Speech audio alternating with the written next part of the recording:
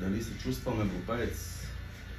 Щом живеем в европейска държава, европейска страна, значи да, би трябвало да се чувствам европеец, но имах възможността ли да кажа, или не знам, привилегията да работя в Европа, в чужбина.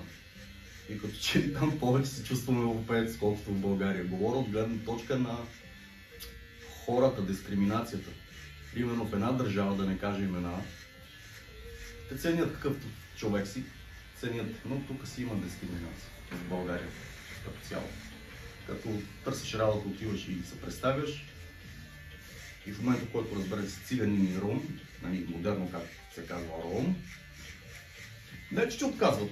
Ще се свържем с вас. И до там. Значи Европейския парламент, ако трябва да бъда честен, ми е малко чужд. В принцип, мразя политиката, но няма значение, ще отговоря на този въпрос. Европарламент, освен че се намира в Брюксел, друго какво да кажа. Щом е Европарламент, значи Европа като цяло. Тогава да обърнат малко повече внимание на държавите, които не воюват. Ако аз така ми мисля, защото сега цяла Европа обръщат внимание на държави, които воюват.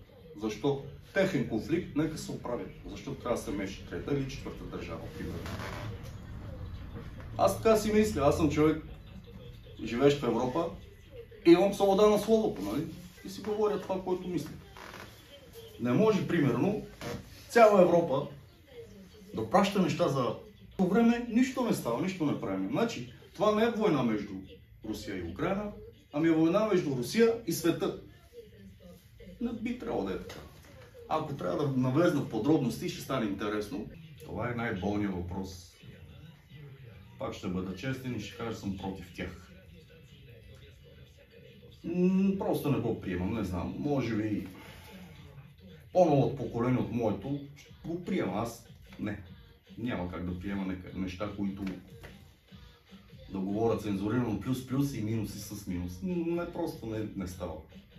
Те вече си го сменят по принцип, тези транссексуалните хора.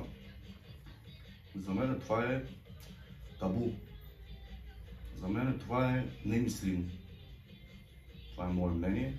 Свободен човек съм, живея в свободна държава и си заразявам мнението.